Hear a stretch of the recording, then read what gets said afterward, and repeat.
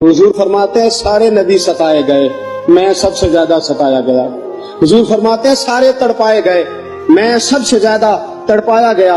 حضرت سلمان فارسی فرماتے ہیں نبی پاک کا چہرہ مبارک بھوک سے اترا ہوا تھا، نبی پاک علیہ السلام کو شدید بھوک لگی ہوئی تھی۔ حضور نے فرمایا سلمان 3 دن ہو گئے کھایا کچھ نہیں، چل جا ابو ذر غفاری کے پاس چلتے۔ فرمایا ابو ذر غفاری کے باغ میں گئے، جاتے ہی میں نے حضرت ابو ذر غفاری رضی اللہ تعالیٰ عنہ کے باغ میں جاتے ہوئے جناب عثمان غنی کو بھی لے لیا، جناب ابو بکر و عمر و علی کو بھی لے لیا۔ پہنچے، جا کے میں نے کہا کہ ابو ذر 3 دن ہو گئے نبی پاک نے کھایا کچھ نہیں، 2 جہاں کے شاہ ہیں، پاس کچھ رکھتے نہیں، 2 جہاں کی نعمتیں ہیں ان کے خالی ہاتھ میں، فقر اختیاری ہے، نبی پاک نے خود اس کو اختیار فرمایا، 3 دن سے کھایا کچھ نہیں۔ فرماتے حضرت ابو ذر رضی اللہ تعالیٰ عنہ کی آنکھوں میں آنسو آ گئے، کہنے لگے یار مجھے پتہ ہی نہیں، کسی نے بتلایا ہی نہیں، میں تو سویرے بھی پیٹ بھر کے روٹی کھائی اور حضور اس عالم میں۔ فرماتے گھر گئے، ایک بکری تھی اس کو ذبح کیا، اپنی بیوی سے کہنے لگے جلدی جلدی روٹیاں پکا، جلدی جلدی سالن پکا، تجھے پتا مصطفیٰ نے 3 دنوں سے کھایا کچھ نہیں۔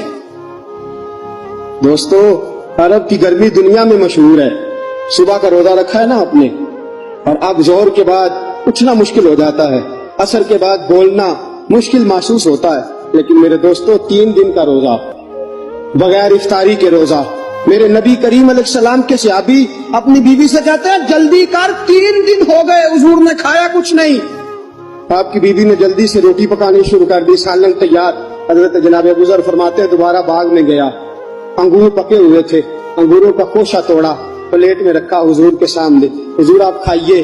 اتنی دیر میں روٹیاں پک کے آ جاتی ہیں، سالن پک کے تیار ہو جاتا ہے۔ فرمایا حضور ایک کھجور اٹھاتے ہیں، منہ میں رکھتے ہیں، پھر بڑی دیر سوچتے رہتے ہیں، پھر ایک انگور اٹھاتے ہیں، منہ میں رکھتے ہیں، بڑی دیر سوچتے رہتے ہیں، پھر ایک انگور اٹھاتے، بڑی مشکل سے 2-3 انگور حضور نے کھائے اور گہری سوچ میں حضور رہے۔ فرماتے ہیں اتنی دیر میں روٹیاں پک کے آ گئی، سالن میرے نبی پاک کے سامنے آیا۔